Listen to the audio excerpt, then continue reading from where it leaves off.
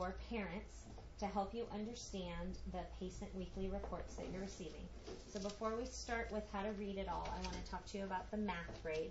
And so your math grade is based on several components that earn you the score. So first we have our weekly tests, which we call formative assessments, or FAs, okay? And it'll be like FA1 for formative assessment week 1, FA2 for formative assessment week 2. These are worth 40% of your grade. Now on that formative assessment is a mental math piece. And the mental math piece is worth 5% of the grade. Okay? We also have trimester tests, or finals. Okay? And the finals are worth 20% of your grade. And then you have homework, and that's 10% of the grade. And classwork is 10% of the grade. And then we also have projects, and projects are 15% of the grade. And so this adds up to 100%. So that's how you get your overall math score in the class. Okay? Now I want to take a look at the report and show you how to read it. It will always have the date that I've printed it, and I'm expecting a signed parent signature down here at the bottom. And then it just has to be returned the week that I print it. I always tell the kids it's due on Tuesday. However, as long as I have it by Friday, then they get full credit. I usually collect all the papers into a bin, and on Friday I take care of them. Okay? Sometimes it's Thursday, so I tell them Tuesday to make sure that they have extra plenty of time to get there.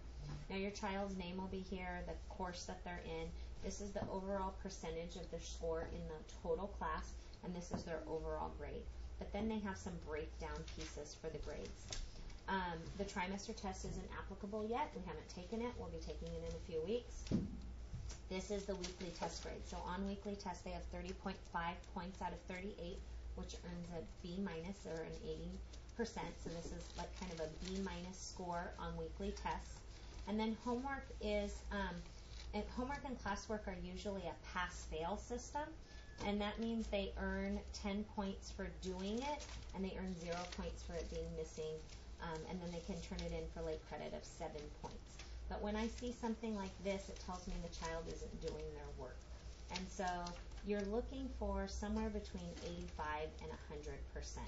Now the score might drop a little bit from 90 or 85% because I do take a sampling, usually one homework assignment a week and one class assignment a week, and give it a real score based on correctness so that I can have a sample of what they do on a daily basis. So you're looking for these to somewhere between the 85 and the 100% range. Otherwise, there might be an issue, and we want to talk.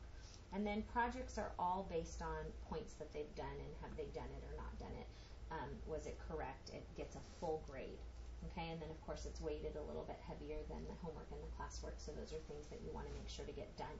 Projects include things like cheat sheets, mountain math, warm-ups, those kinds of things. Okay, now how to read this report. Every concept, you get 3 attempts that are kind of your normal standard attempts. And once you've hit 3 attempts, then the skill rolls off of the test and you won't see it again. And the only way to earn a 4th or a 5th attempt is through intervention. And this is when the teacher will call the student and say, hey, I want you to go to intervention this week. We need to work on a certain skill. Or the student may say, hey, I don't have a 4 yet. I need to earn my double mastery, or I need to earn a 4. Can I come to intervention? So it can work both ways. The teacher requests it or the student requests it. Now you can tell which week the concept was covered in by the little numbers on the side. So this 1 is telling you that it was week 1 that we covered this concept. And then there were 2 concepts that we covered in week 2.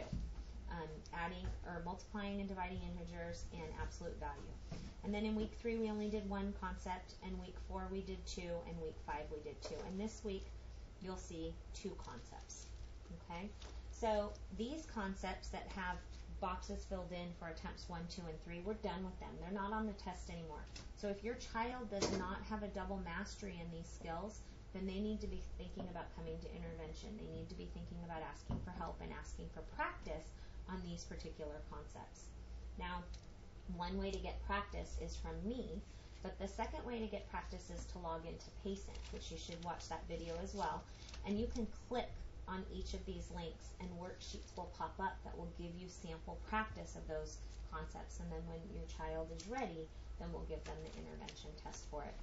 The only caveat to that is that if your child has an overall grade of an A, then I'm not extremely worried about a double mastery in all areas. If they're holding their own, they could have just goofed and had silly little mistakes, but they actually really know how to add and subtract integers. And so if they don't show a double mastery here, I'm not that worried about it. But if your child has something a C or less, then we wanna give them an intervention on the single mastery stuff, and we want to make sure they become really confident and competent in the specific areas. Okay, if you see scores between lower than what you like in the homework, classwork, or projects, you can go to the mypacent.com and you can pull up a report, and you can take a look at the homework assignments, the class assignments, and the projects. Okay, and this points possible is how much the assignment was worth, and if there's nothing entered in the earned category, it means it's missing, and that's why you'll show a 0. Okay, if it says 0 in the points possible category, it means it was extra credit, and usually it's written over here and notified by an EC. Okay, and so that's why this says not applicable, because it didn't count against them. But any of these blanks, these are all things that they're missing, and that's why they're 0% and bringing down their grade. Here's a project that's missing and is bringing down the grade. Okay, so you want to take a look at those things. Make sure that you watch the logging in to mypacent.com program, because it will show you how to access a report like this. It will show you your current student's progress report in this manner. It will also allow you to click on all of these links and get support and take a look at what those types of problems look like.